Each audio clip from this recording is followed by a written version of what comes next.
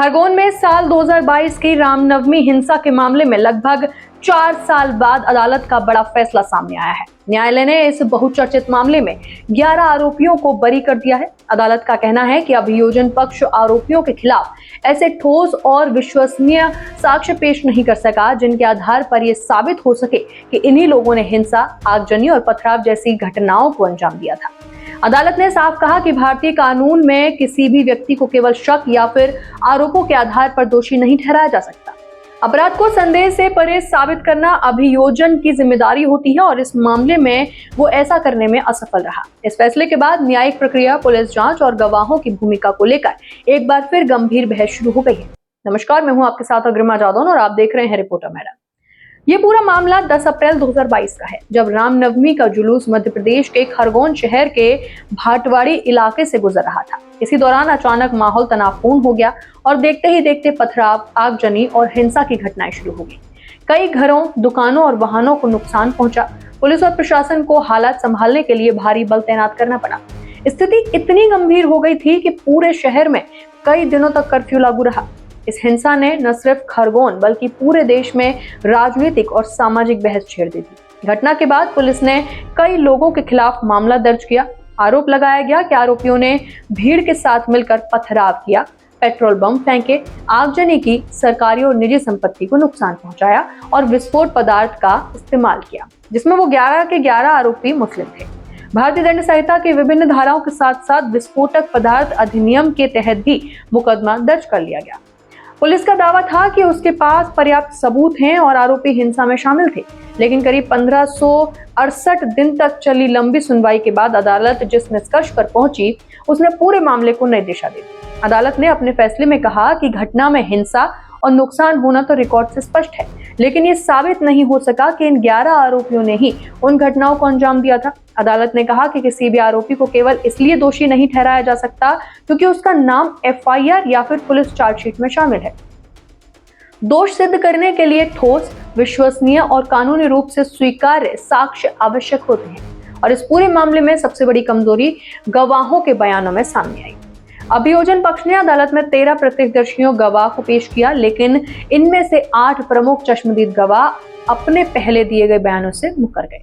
कई गवाहों ने अदालत में कहा कि घटना के समय हमलावरों ने अपने चेहरे कपड़ों से ढक रखे थे, इसलिए वे किसी की पहचान नहीं कर सके। कुछ गवाहों ने यह भी स्वीकार किया कि उन्होंने घटना को काफी दूर से देखा था और इतनी दूरी से किसी व्यक्ति की सही पहचान करना संभव नहीं था। इन बयानों ने अभियोजन की पूरी कहानी को ही कमजोर कर दिया। अदालत ने विशेष रूप से कुछ प्रमुख गवाहों के बयानों का भी उल्लेख किया। एक गवाह ने दावा किया कि उसने सभी 11 आरोपियों को पहचान लिया था, लेकिन उसी परिवार के अन्य सदस्यों ने अदालत में कहा कि दंगाइयों के चेहरे ढके हुए थे और वे किसी की पहचान नहीं कर सके। अदालत ने इन विरोधाभासी बयानों को गंभीर माना और कहा कि जब एक ही घटना के प्रत्यक्षदर्शियों के बयान एक दूसरे से मेल नहीं खाते, तो केवल ऐसे बयानों के आधार पर किसी व्यक्ति को दोषी नहीं ठहराया जा सकता। एक अन्य गवाह ने कहा कि उसने पूरी घटना लगभग 500 से 600 मीटर की दूरी से देखी थी। अदालत ने इस दावे पर भी सवाल उठाया और कहा कि इतनी दूरी से भीड़ में मौजूद लोगों की स्पष्ट पहचान कर लेना सामान्य परिस्थितियों में विश्वसनीय नहीं माना जा सकता। अदालत के अनुसार ऐसे बयानों के आधार पर किसी की आपराधिक जिम्मेदारी तय करना न्याय संगत नहीं होगा। पुलिस जांच में भी अदालत को कई गंभीर कमियां दिखाई दी। सबसे महत्वपूर्ण बात यह रही कि जांच के दौरान आरोपियों की शिनाख्त परेड नहीं कराई गई। कानून के अनुसार यदि किसी आरोपी की पहचान विवादित हो तो शिनाख्त परेड एक महत्वपूर्ण प्रक्रिया मानी जाती है।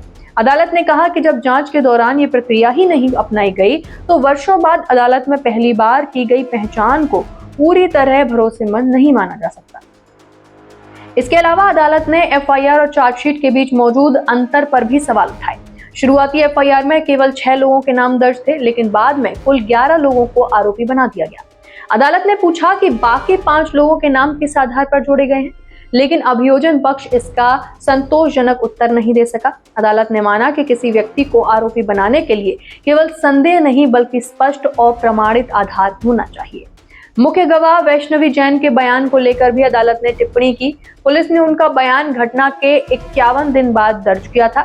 अभियोजन पक्ष इस देरी का कोई ठोस कारण अदालत के सामने नहीं रख पाए। अदालत ने कहा कि इतनी महत्वपूर्ण गवाह का बयान इतनी देरी से दर्ज होना स्वाभाविक रूप से कई सवाल खड़े करता है।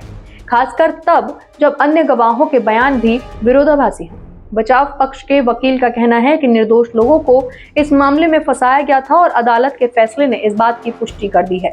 वहीं दूसरी ओर सरकारी पक्ष ने कहा है कि अदालत के फैसले का विस्तार से अध्ययन किया जा रहा है और राज्य सरकार इस निर्णय को हाईकोर्ट में चुनौती देगी। यानी ये मामला अभी पूरी तरह समाप्त नहीं हुआ है और अंतिम फैसला आने में अभी समय लग सकता है। इस पूरे फैसले के बाद एक मानवीय और संवेदनशील पहलू भी सामने आया है। इन 11 लोगों ने वर्षों तक जेल और मुकदमे का सामना किया। मुकदमे की प्रक्रिया चलने के दौरान उनके घरों पर बुलडोजर कार्यवाही भी हुई थी। अब जब अदालत ने उपलब्ध साक्ष्यों के आधार पर उन्हें बरी कर दिया है, तो कई लोग सवाल उठा रहे हैं कि यदि किसी व्यक्ति के खिलाफ आरोप अंततः साबित नहीं होते, तो उसके जीवन, परिवार, सामाजिक सम्मान और आर्थिक नुकसान की जिम्मेदारी कौन तय करेगा। हालांकि इस विषय पर अलग अलग कानूनी और राजनीतिक मत हो सकते हैं। साथ ही ये भी समझना जरूरी है कि अदालत ने अपने फैसले में कहीं भी ये नहीं कहा कि खरगोन में दंगा नहीं हुआ था। अदालत ने माना कि हिंसा, आगजनी, पथराव और संपत्ति का नुकसान हुआ था, लेकिन अदालत के सामने प्रस्तुत साक्ष्य इन 11 आरोपियों की भूमिका को कानूनी रूप से साबित करने के लिए पर्याप्त नहीं थे। इसलिए उन्हें संदेह का लाभ देते हुए बरी किया गया। अब इस पूरे मामले की अगली लड़ाई हाईकोर्ट में होगी। यदि राज्य सरकार अपील करती है और वहां नए कानून, तर्क या फिर अतिरिक्त साक्ष्य सामने आते हैं, तो मामले की दिशा बदल भी सकती है। फिलहाल ये फैसला भारतीय न्याय व्यवस्था के उस मूल सिद्धांत को दोहराता है कि 100 दोषी छूट जाएं, लेकिन एक निर्दोष को सजा नहीं मिलनी चाहिए। यही सिद्धांत किसी भी लोकतांत्रिक न्याय प्रणाली की सबसे बड़ी पहचान माना जाता है। लेकिन यहाँ पर सब कुछ उल्टा ही हुआ।